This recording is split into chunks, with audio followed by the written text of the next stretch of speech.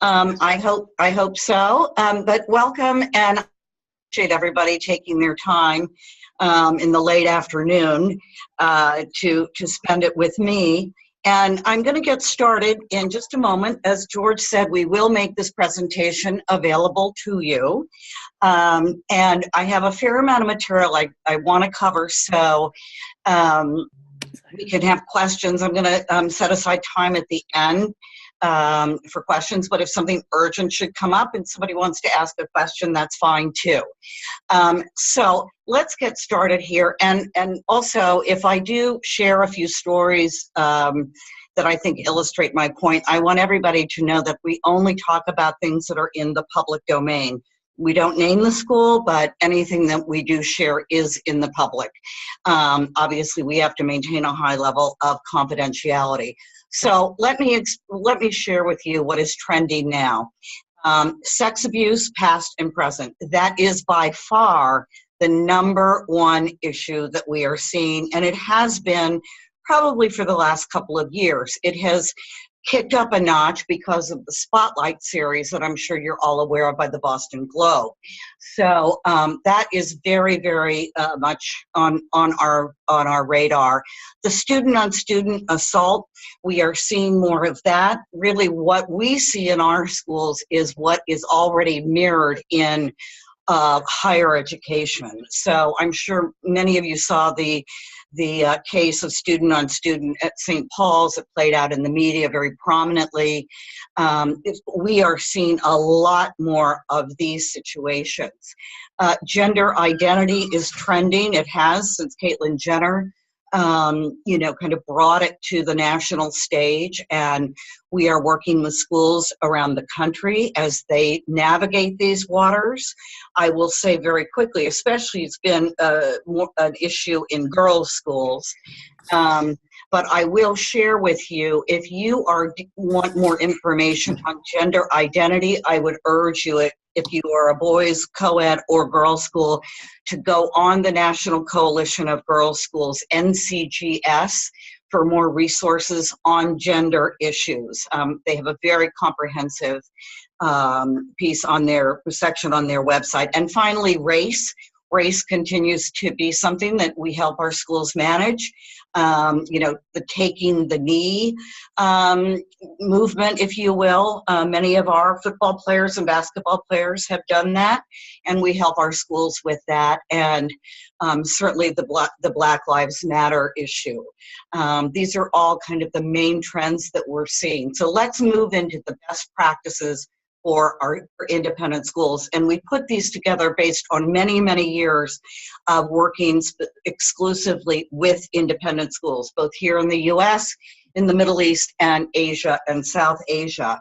So, and I'm going to talk a little bit further about point #1, the better the school plans in advance, the better the management of the crisis. And I'm going to give you some key points on what you can do in advance of a crisis to get yourself and your school as prepared as possible.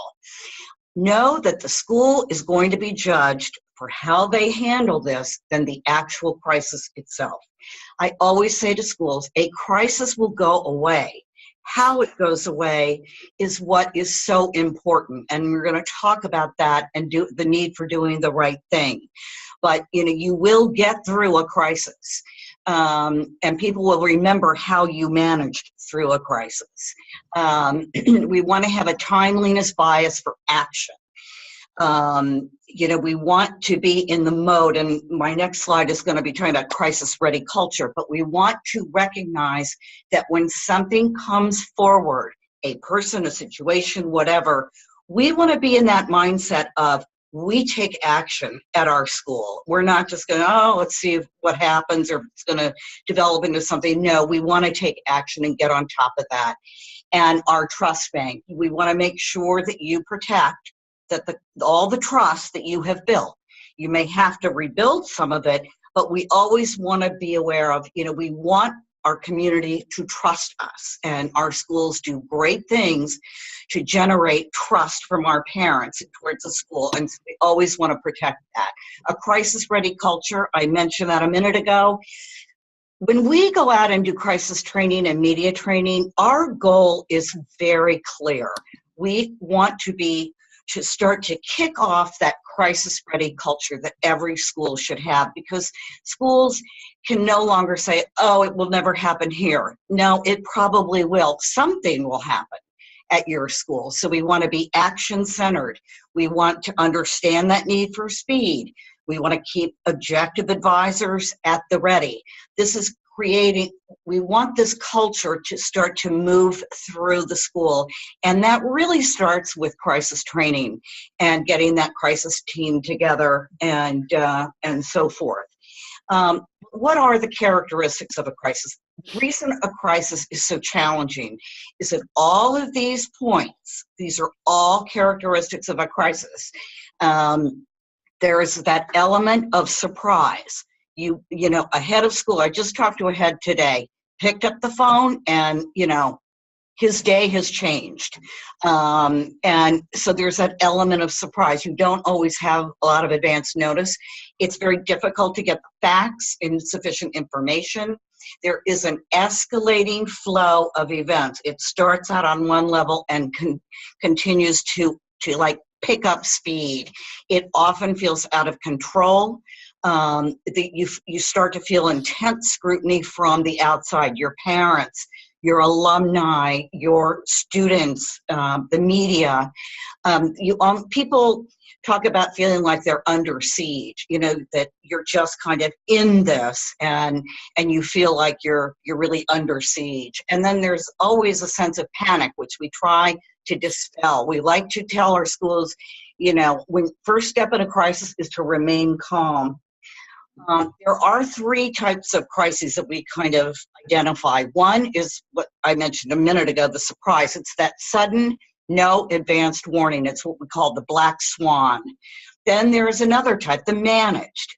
That's the crisis where, okay, you've got a lawsuit. You're aware of the lawsuit. You're dealing with the lawsuit. You can develop some talking points that you are managing. And then the creeping crisis. And those are sometimes the most difficult because those are more gut level, like something doesn't feel right, something isn't right. There is some buzz amongst students, faculty, whatever. Creeping crisis you need to pay attention to. Then we look at the four crisis optics: the moral, legal, the media, and the reputation. Which one is the most important? You got it, the moral. Do the right thing. This is your North Star. This is your guiding principle. We want to do the right thing. Doing the right thing will get you through this crisis, and people will look at you and say, wow, I'm proud of my school. They really did it right. Also know that doing the right thing is often not the easiest, nor is it the cheapest. But again, protecting that trust bank that you have, you know, rarely does a school not want to do the right thing, but you want this to be front and center. The legal optic, you know, Jim, my partner here, is a lawyer.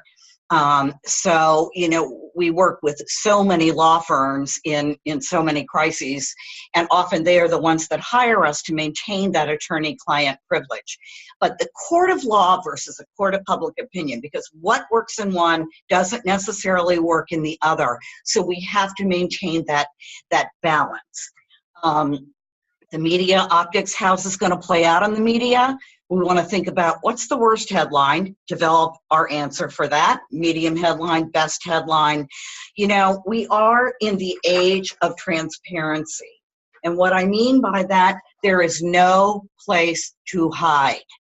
Gone are the days. I mean, we've now got all of the internet and social media. That has changed the game a lot. When I was coming along and working at McDonald's and handling the hot coffee, when the hot coffee thing hit, we thought it was amazing that it went around the world in a half an hour. That was the beginning of social media. So things have changed, and that puts a lot of pressure on your leadership team, and especially the head, because everything's coming at the head of school and the leadership team.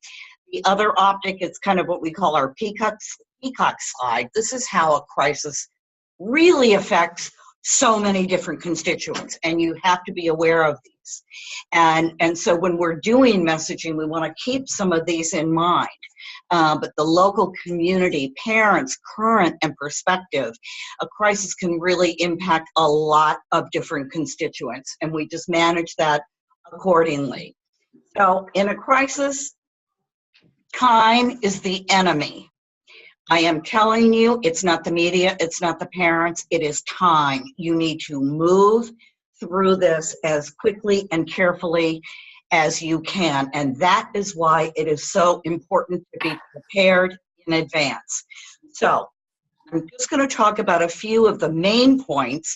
We get into a lot deeper, take a deeper dive in this when we do our crisis trainings in schools. But first of all, we want to make sure that crisis communications plan is updated, and it's updated every year. We have a wonderful school in Manhattan that we've worked with probably since I started. And every year, we're in a lot of schools' crisis communications plans as kind of the number to call as needed. We're kind of the 911. But this school in New York, every August, they call to confirm our phone numbers and our emails. Just that's kind of that every year, keep everything updated. So we want to make sure we have identified our crisis team in advance so that everybody knows who is on the team. We don't want to have a situation where, and we've been in that situation, where people are walking around going, oh wait, am I on that team? I'm not sure I'm supposed to be there. So we want to make sure we have the core team in advance, and the team will expand as the crisis dictates. So if it is a security crisis, then we're going to have then security will play a bigger role. But we start out with that key core team, which is the head of school, the attorney, the board chair, and the leadership team. Every school is a little bit different, so it's structured a little different, but we don't want to see a crisis team with 20 people on it.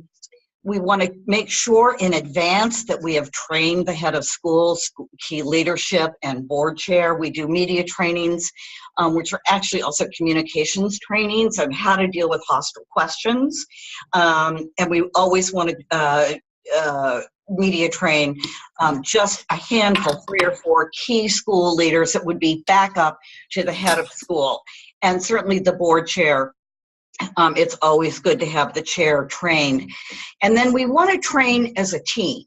The crisis team needs to train together using kind of real-time tabletop exercises, which, we can provide for a school. We can help a school work through those, but the training is critical.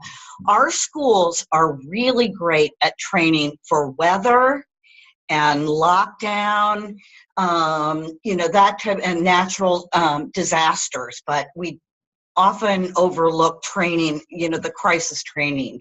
We also, what is critical is to make sure that all the policies, procedures, and trainings are up to date and documented.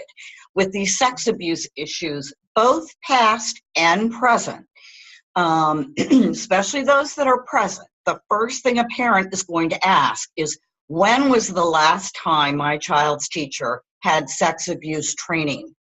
Does every teacher in my kid's school know what grooming is? Do they know, does everybody know what bystander intervention is? All these things. Parents are much smarter today, especially around that issue. The other thing you can do in advance is try to prepare as many templates as you can, like for a media statement or a holding statement. And we get into those in our trainings, but they're very helpful to have. Social listening, monitor social media, and just be aware of the current issues. Not that somebody has to monitor every single day, but somebody should be paying attention to current issues. I had a school, and their alumni director was monitoring the alumni Facebook page, and that is where she saw an alum had posted, if you were ever called into Dr. Smith's office and made to feel uncomfortable, please private message me. And that triggered a whole investigation, and as it turned out, this deceased head of school had abused 10 to 12 boys. So monitoring social media, your Facebook page, your alumni page is always a good thing to do. Socialize the crisis plan. This is kind of what I was talking about that crisis-ready culture. Once a school has a plan, and by the way, if you're sitting there going, oh God, we don't have a plan, or we haven't looked at it in 5 years, that's okay, you're not alone. Many schools are behind on that. And so in order to get that crisis-ready culture moving forward, here is a first step of socializing the plan, and it starts really with the board. The head, the communications director, help the board understand the roles and responsibilities of the team and how to move into a crisis-ready culture. Once the board signs off on it, then we encourage the head to take it right down through his leadership team and division heads.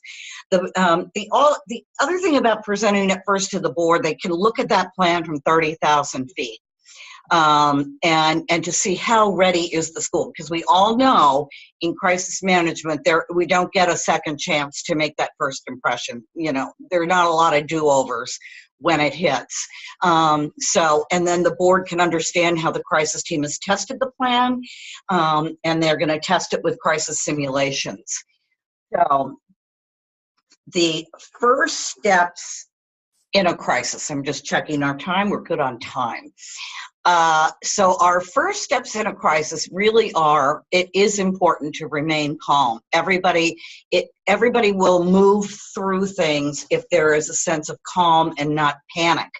And sometimes we have to remind ourselves, because when you first hear something terrible, difficult, complicated, you know, it is human nature to get, you know, our heart starts beating a little faster. So we want to remain calm. It sets a wonderful tone. I have found that over the years, heads of school by nature are very even keel. So that typically is not an issue, but I think it's always worth mentioning. Gather that crisis team. That's the first thing you've got to do. Get that team together and start to figure out what has happened. And honestly, gathering the facts is often one of the most difficult things to do. What has happened? Who is involved? People start coming in saying, well, I've heard this, I've heard that. The attorney may have gotten a call from, you know, a victim's attorney, and we're trying to figure all this out. So gathering the team who then is instrumental in gathering the facts and determining what is fact and not speculation. We want to work from facts, and we may not have all the facts right away, and we may have to communicate something right away to our parents, and that would be what we call a holding statement. I will touch on that in a little bit. We also want to err on the side of caution, and always, if you have any question, err on the side of notifying law enforcement or reporting it and calling insurance as needed. That DCFS is critical. And everybody knows that they are mandatory reporters. We have seen schools where maybe a teacher or division head has called in something to DCFS, and they have not really been trained, or they are not skilled at making the report. So it's very helpful to make sure everybody knows how to report something to DCFS. And even if it's something that maybe happened a long time ago, call law enforcement anyway and DCFS, because they will decide. You know, if it's something 30 years ago or 20 years, whatever, we've seen it with law enforcement has said, you know what, we're not going to pursue that. That was 20 years ago. Or DCFS has said, we're not going to go there. We have also seen, we had a school that went on a trip down to Costa Rica, and there was an assault by boy to boy. And, you know, they were out of country, but they called the state where they live, if you will. And the law enforcement said, that happened in another country, we're not interested. Same with CFS. They went ahead and did their own investigation, but I'm just saying, err on the side of call and let them tell you they're not interested. The time, that gets very tricky, and we want to get out. We want to control the narrative, but we don't want to jump the gun. Excuse me. We don't want to jump the gun, so we've got to time it appropriately. And I have a slide about with the communications protocol that is coming up. So I'm going to talk further about that in a minute.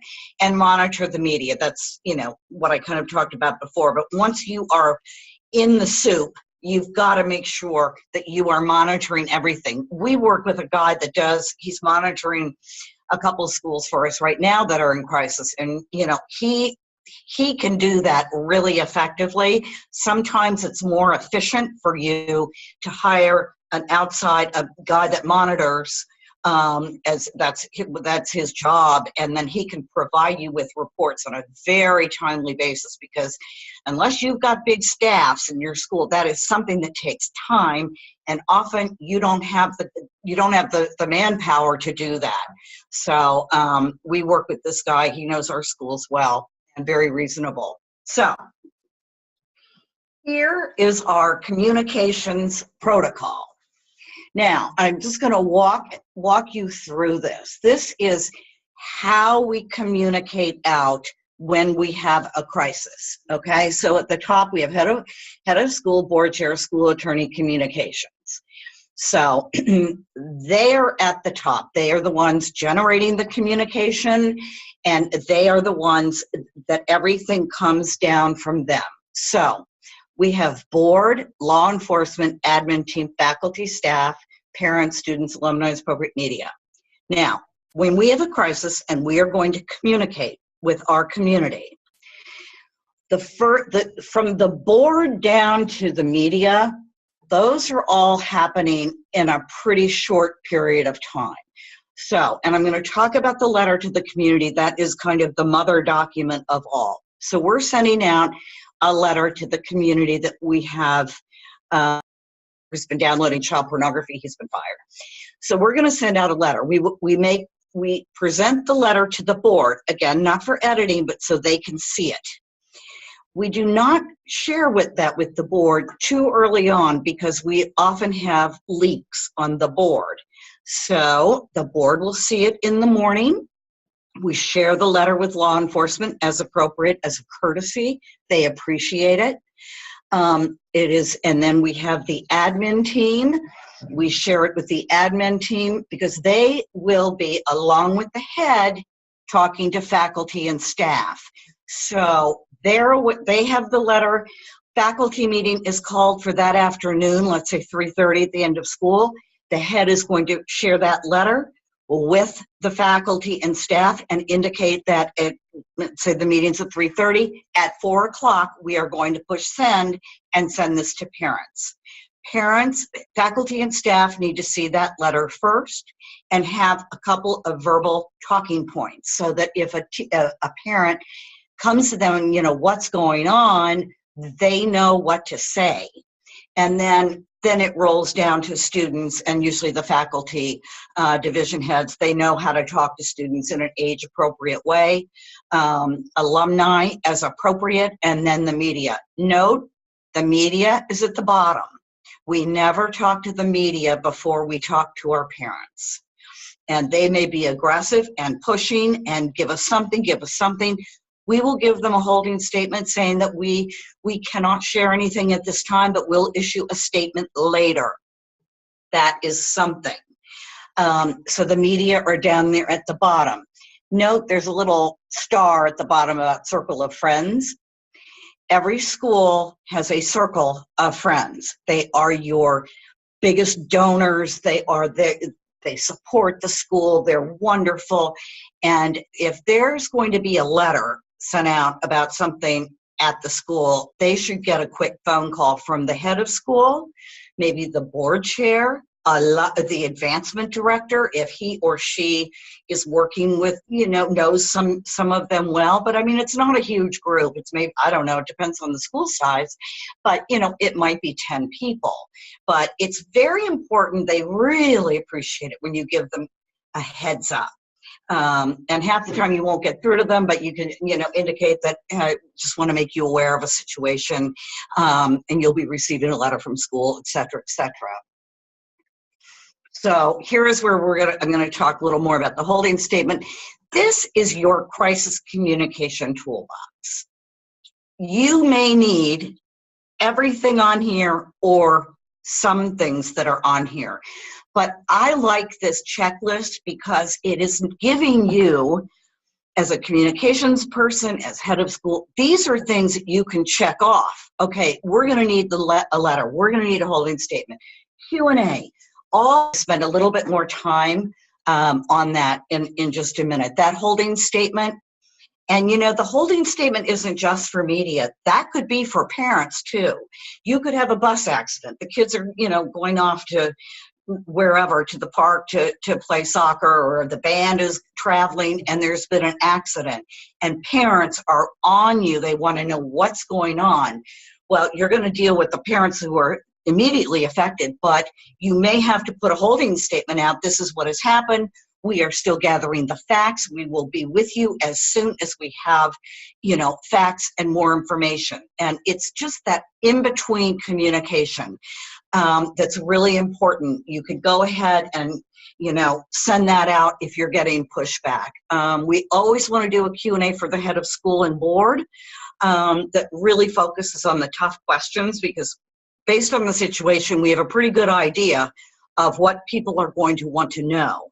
And we want to give the head and board chair guidance as to how to handle those tough questions. And those are practical, but they answer questions as best they can while not giving away, any kind of specifics that would be, confidential and, personal. The talking points, we have talking points for faculty in response to parent inquiry. And those are just a few. It's, again, depending on the situation, but we would rather our faculty have something to say rather than, I don't know anything, nobody tells us anything.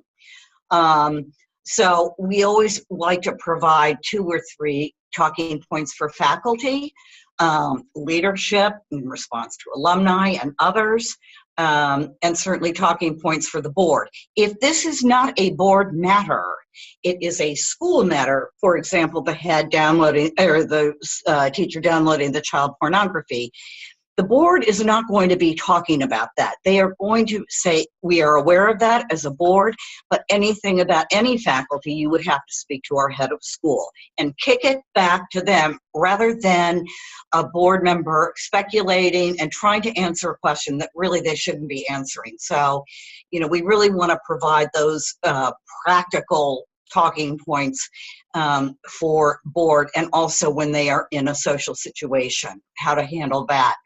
The media statement. In a crisis, we typically will issue a media statement that is very different than a press release. Sometimes when we're in crisis, the board will always talk about, let's get a press release out. That's what we do in my company, and da, da, da, da, da. Now, in a crisis, we don't issue a press release. Here's the difference in a release and a media statement. A press release is issued by the school, and it is inviting a conversation. That is the purpose of a press release. It would list a name, it would list a contact number, and all of the information. We don't want to engage with the media in a crisis. And if it's a very significant crisis, we would take that community letter, the top of the screen, that's the big document, we would put that letter on our website and guide the media to the letter. Actually, we kind of prefer that, or the media might say, well, I heard you sent out a letter, could I get a copy of it? Of course they can, it's in the public domain. And we have found that when media pulls from the letter, it's a better, more empathetic story. The media statement's usually kind of short and sweet and to the point, but honestly, put it up on the website. You know who really started that strategy, as far as we know, it was Deerfield Academy a few years ago when they had a historic sex abuse. They did not want to put their head of school on the phone with the New York Times and, you know, international media. It was a huge story, and they put it on the website, and the communications office, you know, whenever they got a call, they just said, go on our website. Everything we can share is there. So that is a strategy that we use frequently, and it's effective, because when we have these very difficult, complex matters, we really don't want to put our head of school or a board chair on the phone with a very tough reporter and rehash everything. When we know when heads of schools do interviews, or board chairs, or whomever, we know that that story, it has arms and legs and has a bigger reach. It will be played over and over again if it's media. It will be, you know, picked up over and over again by The Wire if it's there's a big interview with a head of school. So that's why we really don't, we just want to stick to those statements or share the community letter. Bottom one, media policy. I hope that as part of your handbook, that all schools should have an internal media policy that every employee signs, maybe in the beginning of the year, that indicates that the only people that speak for the school are the head of school and the communications director, or however it is set up in your school. Because, and then when the school is in crisis, we can remind everybody, by the way, if you get a call, inquiry from the media, as we discussed in the fall, please refer to the communications office. So that's a very important document to have in your handbook. So what is that community letter, and why is it so important? It's really important to land it right. And that is why, and it takes time to get it right. That's why when I talked about earlier, time is the enemy. We're moving really quickly through to get the facts so we can start drafting that community letter. So I want to share this with you. This is what we call our key elements of crisis messaging. Every letter should include some form of the following. We want to open and close with empathy. We want to share as best we can what has happened. We want to offer trauma counseling parents or faculty. Back to the what has happened, I also want to add there, parents will ask, they ask it every time, when did you first hear about this? When did you know about this? So in the what has happened, you want to include when you were first made aware of it. Now, if there's a big lag time from when you were first made aware of it and now you're communicating, but parents will want to know, like, how long did you know this guy was upskirting, was photographing little girls as they climbed up the slide? That happened. I mean, it was all on the class camera. So they want to know. And we want to tell them what we're doing about this. What are we doing about it? And what are we doing going forward? Teachers been downloading child porn. Okay, what are we doing about it? We are bringing in, forensic experts to change our firewalls to make sure this just cannot happen. We had a situation with the school where the head was downloading the child pornography, close to 10,000 images. And we handled that. It was a very public case. It was a big media story, but, we had to spell out what we were doing going forward. And because people were concerned about background checks and how well did we vet this head and that type of thing. So, it's not just tech stuff. It's what are you doing now? That's why I go back to policies, training in place, so you can say that you've done certain things.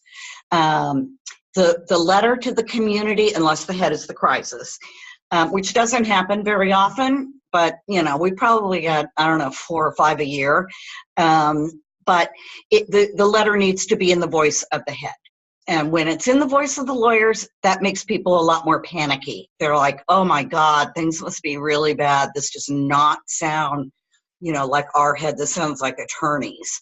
And if the head is the crisis, be it death, be it accident, whatever, then we want that board chair to sign that initial document, because we need that kind of smooth transfer of power and authority and leadership.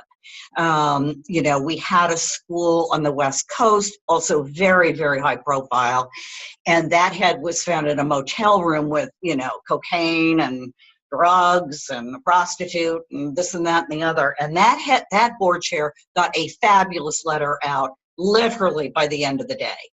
And he was very effective, and that calmed people, at least, like, okay, somebody's running the school. And the other point is, we always want to apologize. We want to apologize for the stress and the upset this has caused our community, or we want to apologize to all victims, that have been affected, and their families. So the apology is important. A lot of people apologize, but how you apologize is important. It's got to land right. And that should always, if you can, and an attorney is not going to fight you because it's the right thing to do. I mean, some people say, oh, the attorney's going to fight back or argue that's an admission of guilt. Well, you know what? It's the right thing to do. And people will respect you when you apologize in the right way. So, okay. So here is my slide. We did not create this. This is from Jim Collins' Great by Choice. And it's effective leaders are productively paranoid. Okay. And what that means is this. All of you, I'm going to tell you right now, you're all productively paranoid because you are on this webinar, that you have enough concern about crisis and how it can impact your school. So here are the behaviors that are really are indicators with successful outcomes. Productively paranoid leaders are hyper vigilant. We have schools, especially after we knew the Boston Globe was coming out, that they were on top of this. They were getting training in there. They admitted their deficiencies. Okay, we need to move forward and get it right. They're hyper vigilant. They're kept up at night by issues, but we always want to be vigilant rather than arrogant of that, oh, this will never happen here. This couldn't happen at our school. Deliberate, fact-driven decisions. Strong leaders, they will listen to everybody and make a decision, and they make it on facts and data if that's appropriate. They will channel worry into action. And that we see over and over again with strong school leaders. They'll call us, worried about this, worried about that. What are best practices here? They do worry, but they channel it into action rather than just let it, eat away at them at night. Prepare a contingency plan, absolutely. Schools in Manhattan, a lot of them after 9/11, and we dealt with a lot during 9/11 because, a lot of schools were in crisis because they went into lockdown and then parents wanted their children. But I will tell you that many, many schools have contingency plans for, different kinds of crises, and so that they know what to do and how to evacuate. All of those elements should be somewhere in a plan. And then finally, we see leaders that are highly attuned to threats. Boston Globe has been a perfect example. I mean, there are so many schools that have been on top of that. And now what we have seen is the Globe is now moving, let me back up. I quite frankly think it's lost a lot of its momentum, because the last few stories have really kind of been ho-hum.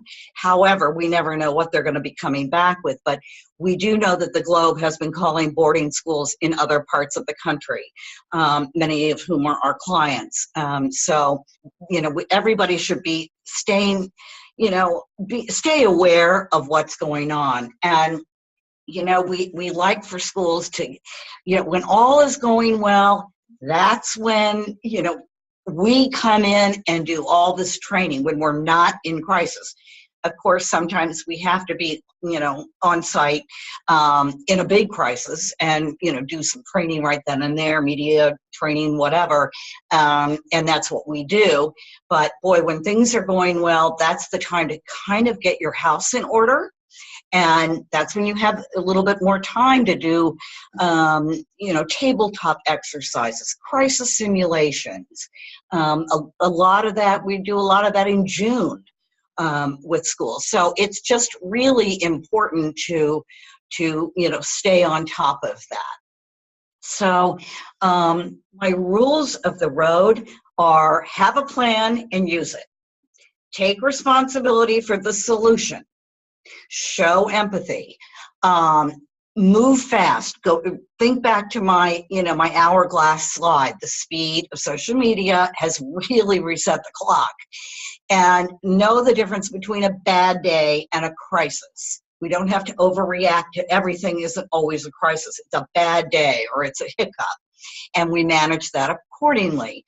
Don't forget about your internal audiences, especially the schools that are really high profile and, kind of have high profile kids and all that. Sometimes the school gets so distracted by external, parents, media, and all that, but we've got to take care of our people first. Treat media as conduits, not enemies. Listen to those that you trust and that really matter and you value their opinion. And don't leave the communications to others, meaning don't let somebody else control the narrative. You need to control the narrative. And now I just want a couple of minutes before we go into Q&A, I just want to spend a couple of minutes on sex abuse in our schools. I'm going to share a slide with you that we feel, actually my husband designed this slide, and of our presentation as it relates to sex abuse, because everything is summed up right here. There are 5 duties in a sex abuse case. The first, and it's number 1 for a reason, is to protect and support the alleged victim. That is your first priority. Your second is to ensure that there are no other alleged student victims or alumni. The third is to, here I go back to my law enforcement, notify law enforcement. That is a duty as needed, but usually that's always. Number 4, ensure a fair process for the alleged perpetrator. Faculty have rights too. And, we have seen rush to judgments where somebody's thrown under the bus and they really didn't get a fair process. So that's important. It has to be in there. And the 5th is to protect the reputation of the school. Okay? Now, let me tell you, when number 5 gets in front of number 1, we have a big problem. If number 5 is in front of 1, 2, and 3, well, especially 1 and 2, then we've got a problem. And I can tell you that we can all look at schools that did that and see how they got into such deep weeds. There is a school that was written up in Vanity Fair, a boarding school in Rhode Island. That is what happened there.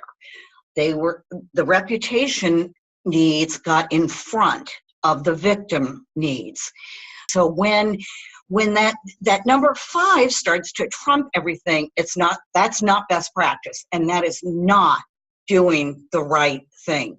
Your moral compass has to be set to protect and support and help the victim and any other alleged victims.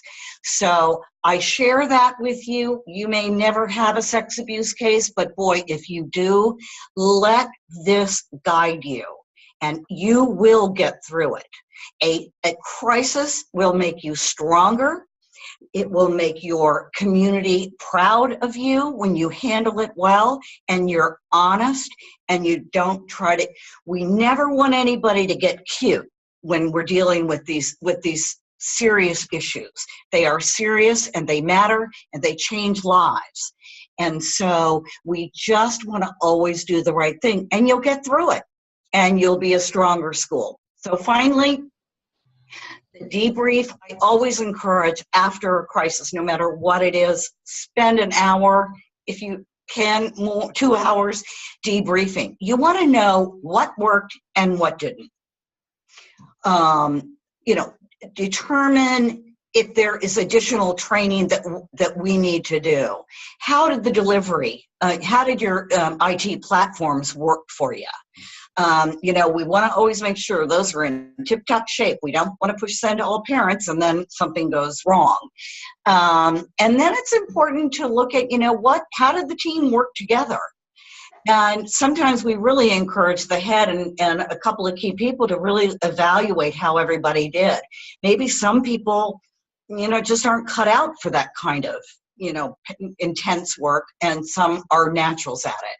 So that's important to understand kind of how we work together and how we move through it, and where were our strengths and where were our weaknesses. So I have a question. Yes.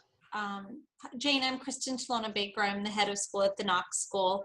And, my question to you, when you talked about the sex abuse piece and you talked about treating the potential perpetrator fairly, can you give me an idea of what that might look like? I think it's tricky in a boarding school because most of your faculty are living on campus. Right. So what does treating them fairly look like in your eyes? What that looks like, Kristen, and thank you for the question, what that does look like is there's been an allegation and you're going to put him on a leave. And it's how you treat that leave is very important. And we want to do it, of course, everybody knows that the teacher isn't there, but we want to treat that respectfully as it's a personal leave. And we ask that people respect, Mr. So-and-so's or Miss So-and-so's privacy.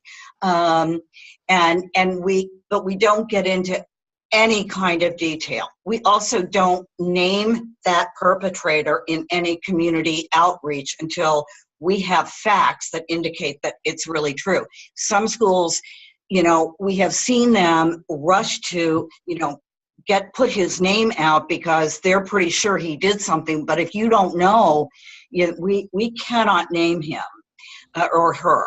So we want to put them on leave graciously, calmly, respectfully, and ensure, that they are not, that people aren't, there's not a lot of conjecture and gossip, because that initial investigation, Kristen, will be very, very quiet. It is a quiet investigation. We look at soft sources. And, if we believe there is a safety risk to students, then this person will have to be on leave. We have to weigh and look at, is there a potential safety risk to students? And usually the decision is to have them off, on leave for an extended period of time. And that person will usually cooperate and will say the same thing you are saying. And when you talk about leave, we're asking them to leave campus, so they're leaving their home. I'll tell you, we've had it go both ways. Okay. I had a friend's school, boarding school, and they asked him to leave campus. We've had many other schools that say he's off, he is at his home, he lives on campus. There is not enough it's not egregious enough sounding to get him off the campus. Okay. So there's a little bit of balance there, and we always want to be fair. With the school that wanted him off campus and got him an apartment in town, there were 3 victims that came forward, and they were not all friends, and they came forward with a very similar, with the almost identical story, and they were not at all in the same social group. And there was reason to believe that he might be a safety risk to students. So they put him in an apartment just to be sure. And he did know the charges that what was happening. Okay. Yeah. Thank you. You're welcome. Let me just say, in these situations, it's so interesting because many times people say, well, can you just send me a template for this or for that, or a sample letter for this? And there just isn't a one size fits all. You might be a friend school, you might be a day school, a boarding school, a K-8, a 9 through 12. They all have different complexions, if you will. It's kind of like snowflakes. They all kind of look alike just when you look at them, but if you look at them carefully, they're all different. It's the same kind of thing. And I think over the years, we've had the fortune to kind of see all kinds of schools, Waldorf, Montessori, international. So, we have to tweak things for every school. It's not a cookie cutter. Thank you. Yet with that broad range of schools, Jane, I take it that your advice is to follow those steps that you outlined, which are fairly sequential, and that would meet the needs even of a fairly broad range of schools. Yes, it does. Oh, absolutely.